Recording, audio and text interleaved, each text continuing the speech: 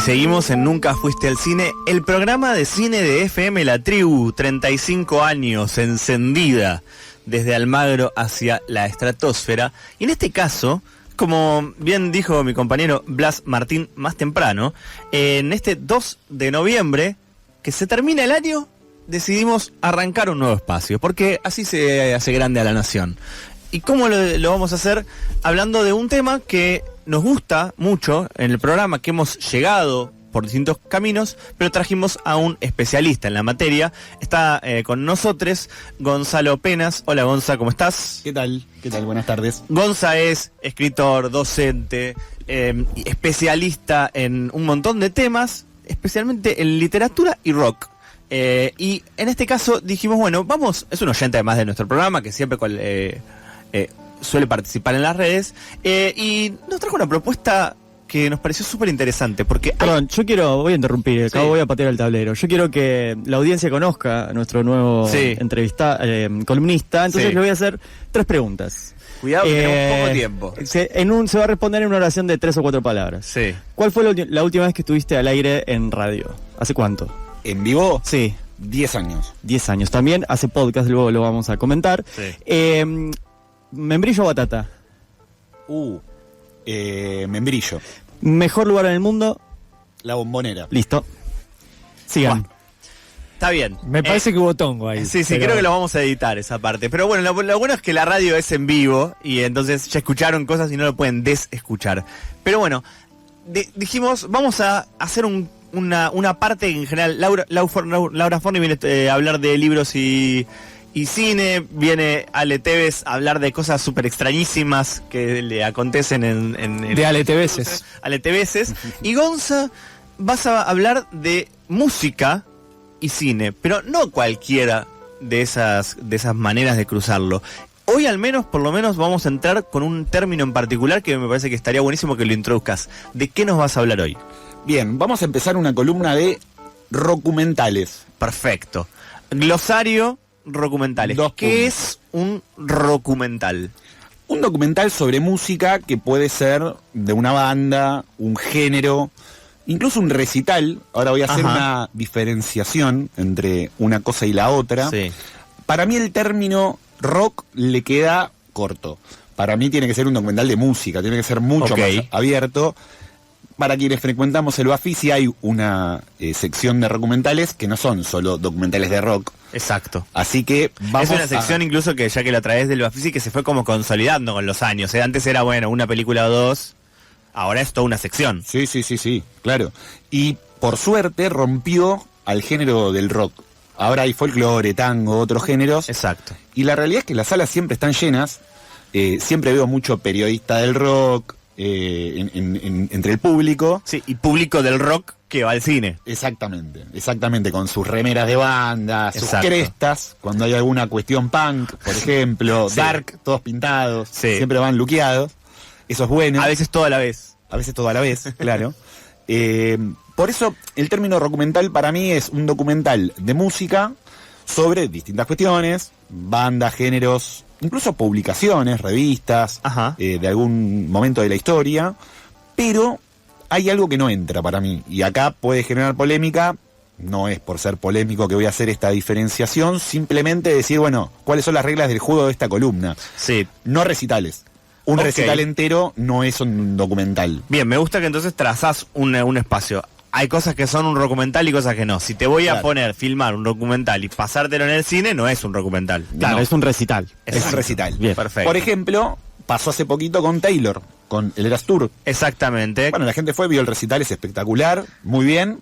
No es un documental. Fue pasar el recital. Yo he ido al cine a ver recital. Y que se hace mucho últimamente con muchas bandas, por ejemplo, de K-pop. Total. Como no somos habitualmente consumidores, eso no nos enteramos, pero que constantemente están pasando recitales enteros en formato cine, pero no es que es un documental sobre. Es que no hay estructura de documental ahí. Claro. Es pasar el reci con varias cámaras, muy lindo. Yo he ido a ver recitales al cine y está buenísimo, pero no es un documental, a diferencia de otros documentales sobre un recital, pero que sí está pensado como documental. Por ejemplo, los de Oasis, exacto, en Networks, por ejemplo, ahí sí, porque es un documental sobre ese recital y entrevistan al público, a los medios de comunicación, cómo fue que lo cubrieron. Bueno, ahí hay otra cosa. Y en particular vos elegiste una serie de documentales para ejemplificar esto que estás diciendo. ¿Con cuál arrancamos? Con La Gran Noche del Pop. Tuve que fijarme si era del 2024. Vamos a hablar igual, digamos, el último año en sentido hosbauniano. Sí. Pero efectivamente era del 2024, 4 de enero del 2024. Perfecto, estamos dentro del 2024. Listo, todo legal. Vamos a elegir 5 de este año para hacer el puntapié que no inicial. Es un top 5 de el orden de que más te gusta, pero 5 que para vos nos sirven para entender el tema. No hay un orden de preferencia, es simplemente casi como fueron saliendo. Perfecto. Por eso arrancamos con La Gran Noche del Pop de Bao Nguyen. Salió en la plataforma de la N Roja, no sé si tengo permitido. Sí, acá nos auspicia en este momento. Sí, nos pone guita, sí. Bueno, salió ahí, nos salió en cine. La vimos ahí la primera semana del año. Sí. Para quienes somos docentes, estábamos de vacaciones. Y dije, vamos a darle una chance. Sí. Lo primero que pensé es un documental sobre una canción, o sea, es lo mínimo que podemos, la expresión mínima de documental de música. Una canción. No una banda, no una gira, un disco, no, una canción. ¿Y la realidad es que está muy bien contada la historia de esa canción, que es ni más ni menos que We Are the World, una canción que se graba de manera para hacer un beneficio a Etiopía, que estaba sufriendo una hambruna importante, emulando lo que había pasado con el Band Aid de Inglaterra, un año antes. Claro. En 1984 lo había hecho Gran Bretaña, Irlanda e Inglaterra. En Estados Unidos dicen, tenemos que hacer lo mismo. ¿Por qué en enero del 85? ¿Por qué? Es la pregunta. Bueno, muchos de los artistas que se quería para la producción de esa canción van a estar reunidos en Los Ángeles porque se entregaban los American Music Awards. Claro. Y dijeron, es hoy. Claro, sí, ya están todos ahora, acá. Es ahora. Lo hablan primero con Lionel Richie, más precisamente Harry Belafonte. Sí, el que le da el nombre a nuestra máxima estrella del fútbol actualmente, ¿no? Lionel Messi. Los padres eran fans de Lionel Richie. Mira, ahí va, no sabía que se llamaba Lionel. Perdón, dato. Bueno, Lionel Richie dice, yo voy a componer esa canción, le dice a Harry Belafonte. La empieza a escribir, la comparte con un tal Michael Jackson, y Michael Jackson se pone a escribir toda la noche. Para cuando se la comparte a Lionel Richie, está terminada casi, agrega alguna que otra cosa en la letra, y dice, bueno, ahora hay que grabarla, y para grabarla solo tenemos esta noche, que estamos todos reunidos acá, hay que ir al estudio en Beverly Boulevard, ahí en Los Ángeles, y grabarla. A todo esto, altas horas de la noche, era después de la premiación, caen todos. Sí, situación de que no queremos saber cómo llegaban. No, la verdad que no, y era muy poco tampoco probable. Cómo se iba. Menos cómo se iba. Tampoco había mucho tiempo para la grabación, así que hay una premisa que es dejar los egos en la puerta, entran al estudio, graban la canción, eminencias como Lionel Richie, Michael Jackson, Stevie Wonder, Paul Simon, Bob Dylan, Bruce Springsteen, Cyndi Lauper, Ray Charles, etcétera. Sí. Algo casi único, ¿no? Que toda esa gente deje los egos y que pueda producir eso. Es un poco el Dream Team del 92. Sí, es el Dream Team del 92. De hecho, los egos fueron dejados en la puerta, pero estaba un poquito de, che, pero vos cantaste esta nota más arriba, cantala más abajo. No, yo canto así. Discusiones en el estudio. Y eso se refleja en el documental. Y eso está muy bien reflejado en el documental, que por eso lo pongo en este primer puesto, por así decir. Insisto, no es un orden de preferencia, sino cronológico, que es La Gran Noche del Pop. Ese está toda, ya se puede ver en la plataforma de la N Roja, como decías muy bien. Y ahora vamos a uno nacional. Vamos a uno nacional que se estrenó en el Bafisi. Tuve la suerte de estar ese día en la sala, en el Cinemark, que está ahí cerquita de la Facultad de Medicina. Sí. Cinemark, dije Cinépolis, el de Jusey. Sí, el de Jusey. Está ahí como abajo de la tierra. Totalmente, abajo de la subsuelo. Estamos hablando de Cenizas y Diamantes, Don Cornelio y la zona de Ricky Peterberg. Sí. Un documental que en realidad la idea la tuvo otra persona, otro fan de Don Cornelio, que es Rolly Rauwolf, que falleció justo 2 semanas antes de que el Inca subsidiara la película, así que está latente en el documental el recuerdo de Palo Pandolfo, cantante y compositor de Don Cornelio y la zona, y también de Rolly. Que son como las personas que no están, digamos, físicamente en el documental, pero están de otra manera. Y que además son parte fundamental para que se desarrollara el documental. ¿Por qué? Porque Claudio Fernández, el baterista de Don Cornelio, es de alguna manera coleccionista de su propia banda. Es un personajón. Es un personaje. Sí. Es un personaje. Y tiene todo un archivero de la banda que duró 4 años. Tiene 2 discos, 2 discazos, Don Cornelio y la zona, y Patria o Muerte. Y claro, no hay mucha historia de la banda porque está en todo el auge de las bandas que salieron en los 80 en el under porteño. Claro. Y después, algo que está muy bien en el documental es un encuentro de los músicos con algunos fans y algunos amigos en un galpón de la República Popular de La Boca.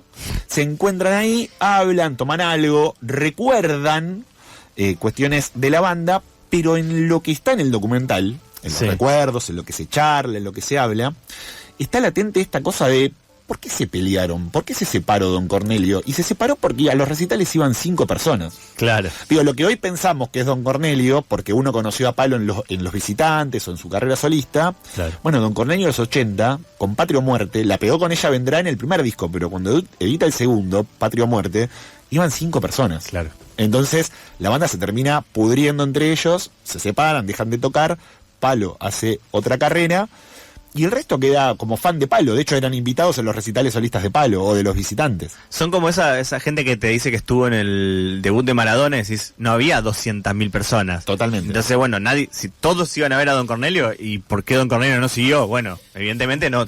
Muchos lo vieron, lo conocieron después. Totalmente. Y el documental tiene algo muy lindo. Yo también lo vi, para mí es quizás de los mejores del año, porque tiene algo muy lindo que es que no tiene una cosa como de triste cuando aparece Palo, digamos, tiene como una cosa emotiva, pero no es como que bajonera. Tal cual, es muy emotiva la película, coincido con esta lectura, sobre todo porque Palo aparece en el escenario todo el tiempo, hay mucha imagen de archivo de recitales que no se conocían. De hecho, en la presentación le preguntaban a los músicos, ¿por qué no editan un disco o un DVD con este material? Y porque habría que ponerle mucha guita encima para que quede limpia esa cinta. Es una cinta en VHS, medio gastada, pero que le da una cuestión medio post-punk al documental, que está muy bien. Y cuando aparece Palo, aparece on fire arriba del escenario. Entonces no hay una cuestión triste, al contrario, es como, bueno, está el aura de Palo en el documental, que para mí, todo fan del rock nacional de los 80 debería verlo, sobre todo aquellos que quieran acercarse a la banda, porque los discos originales ya no existen más. No es que se reeditaron, los podemos conseguir en ferias, ni siquiera. Entonces, quien se quiera acercar a la banda, ver este documental, es una excelente oportunidad. ¿Y con qué seguimos? Seguimos con un documental que casi queda fuera por lo que decíamos al principio, que es Fuck You, el último show de José Luis García. Sí, del que acá hemos hablado bastante porque nos gustó muchísimo, lo vimos varias veces y somos un poco fans. Fans. Sí, sabía, por eso lo incluí, y además porque no rompe mi lógica que decía al principio. No, para nada. No es solo el recital, aunque bueno, hay mucho de ese recital. Tiene un poquito de trampa. Porque si alguien, en una línea solamente, ¿no? Pero para alguien que no haya visto Fuck You, ¿qué es Fuck You? El último show en Obras de Sumo. Ok. Pero, claro, no hay material, o sea, no hay grabaciones por fuera de toda esa noche, digamos. Claro, pero también tiene escenas del backstage. Aparece un Luca que yo me entero averiguando para hacer esta columna, que le dice a Rodrigo Espina y a José Luis García, empiecen a grabar los shows de Sumo porque me queda poco tiempo. Sí. Y claro, cuando uno linkea esa frase de Luca con cómo se ve a Luca en vivo, bastante deteriorado físicamente. Sí, a 2 meses de fallecer. A 2 meses de fallecer. En realidad es antepenúltimo recital de Sumo. Es el último Obras, después hacen un Cemento, un Los Andes, y después, bueno, el famoso Yato Carreras ya sin Luca. Pero el último show masivo de Sumo es este en Obras, que tiene mucho backstage y mucho de Luca prendido fuego arriba del escenario, uno de los recitales más punk de Sumo, que había traído con Luca, ¿no?, a Argentina, el punk, el post-punk, el reggae, el ska, todo eso llega con Luca a Argentina. Bueno, todo eso se ve en el escenario. Me parece un gran documental para ver esos fines de los 80, cuando empieza a explotar el punk, el metal, el post-punk, todo lo que venía de Inglaterra, en Argentina. Y si bien está el último show, hay escenas del backstage y cuestiones que se hablan, jodas que se hacen con Pettinato, cuando la agarra a Pettinato y le dice, vaya, vos sos el periodista que se muere por tocar, vos te dice después imaginario, y le dice... Está todo ahí. Está todo ahí. Sí, sí. Está todo ahí. Para mí es un gran documental. Pedimos el bar y quedó adentro de la columna. Muy bien. Nos quedan dos. Uno que, bueno... Uno que está en cartel, creo, todavía. De hecho, antes de ayer se estrenó en Córdoba. Mira, por ejemplo, en salas. Hoy estamos muy cordobeses, también hablamos más temprano del Festival de Horror en Córdoba. Mira, en realidad este documental es muy nuevo. Sí. Nos viene bien para hacerle promoción porque lo vi y me encantó. Estoy hablando de Atahualpa Yupanqui, un trashumante de Exacto. Federico Randazzo Abad. El documental podríamos decir que es sobre la vida de Atahualpa, pero Atahualpa tuvo muchas vidas, no es sobre el folclore. Claro. Yo di play y dije, voy a ver un documental sobre cómo compone Atahualpa la guitarra, toda la metodología, y en realidad me encontré con otra cosa. Hay una primera parte que es eso, efectivamente. Hay una segunda parte que es su vida más política, su afiliación al Partido Comunista, cuando tiene que renunciar al Partido Comunista, cuando lo torturan, cuando va preso, cuando casi deja la música, en una segunda parte, y una tercera parte cuando él abandona su militancia política y empieza a recorrer el mundo. Se va a vivir a Francia, se va a Japón de viaje a tocar, la recontrapea, y empieza a mezclar estilos folclóricos, la samba con la baguala, la chacarera con la samba, digo, cosas que no se solían hacer a través del mundo. Yupanqui lo empieza a hacer con una poesía. En un momento él va a decir, así, de ahí sale el título del documental, que es un trashumante, es el que deja su casa y el humito que sale de la chimenea lo sigue por todo el mundo, es ese dejo de nostalgia que uno deja en su lugar de origen y se lo lleva a otras partes del mundo. Y que en este recorrido que vos estás haciendo es más tradicional al formato, ¿no? O sea, del formato de los otros era un show un poco más extraño, el otro tiene esta reunión de músicos, este tiene mucho más de testimonios, como una producción mucho más grande. De hecho aparecen dos periodistas que yo admiro mucho, que son Sergio Pujol, periodista de rock, y Schubert Flores Baselia, que es un periodista especializado en folclore, que es el que cuenta un poco todo esto, y van a buscar incluso documentos a la Gaceta de Tucumán. Sí, hay como todo un trabajo en el archivo muy rico, y el término que yo no sabía, que me enteré en la función de prensa cuando la fui a ver, de los yupanquianos, ¿no? Que son como, ya es como un nuevo nivel de coleccionistas, son gente que es estudiosa de eso. Y bueno, y nos queda el último, que además es un poquito el cliffhanger de lo que nos vamos a encontrar seguramente en diciembre. Sí, tiene que ver con los Beatles. Se reestrenó Let It Be. Sí, aplaude Agustina Rancini desde el otro lado de la pecera, y muchos oyentes celebran tu incorporación a este programa, así que nos vamos hablando de Let It Be. Vamos a hablar de Let It Be. Muchas gracias entonces por la presentación y la alegría. Se reestrenó este documental en Disney Plus después de Get Back, que se había estrenado en el 2021. En Get Back, recordemos que Peter Jackson, el director nada más ni nada menos que El Señor de los Anillos, había metido mano en las 96 horas de celuloide que tenía el director de Let It Be, Michael Lindsay Hogg. Sí. Lo que pasa es que nunca habíamos visto Let It Be. Habíamos visto Get Back, nadie había visto Let It Be. A los Beatles no les gustó Let It Be. De hecho, ganó el Oscar a la mejor banda de sonido y nadie fue a buscar el Oscar porque los Beatles estaban muy peleados en ese momento. No solamente se habían separado. Era como una especie de película maldita. Era la película maldita. Ellos se habían separado en abril del 70, en el mismo momento que Paul saca su primer disco solista. Y encima, en el 71, cuando ganan el Oscar, entre ellos no se estaban hablando. Claro. Después se empiezan a volver a hablar y termina más o menos todo armado. Pero en ese momento era el peor momento de los cuatro en la relación entre ellos. El documental igual está muy bueno porque vemos eso. Vemos lo que en Get Back era más gracioso por ahí, los chistes que se tiran entre ellos, la buena onda que había. Acá está partido en 3 partes el documental, los ensayos en Twickenham Film Studios, después cuando ellos tocan en Abbey Road, que son los videos que conocemos de Let It Be y Paul McCartney en primerísimo primer plano, y después, bueno, obviamente el recital en la azotea de Apple, cuando nosotros no entendemos cómo es que entró, por ejemplo, Billy Preston, o cómo entra la policía. Todo eso está explicado en Get Back, en Let It Be, aparece, uno lo tiene que reconstruir si vio Get Back. Excelente. Gonzalo Penas, nueva incorporación, trae el pase en su poder y se incorpora a este gran equipo que es Nunca Fuiste al Cine.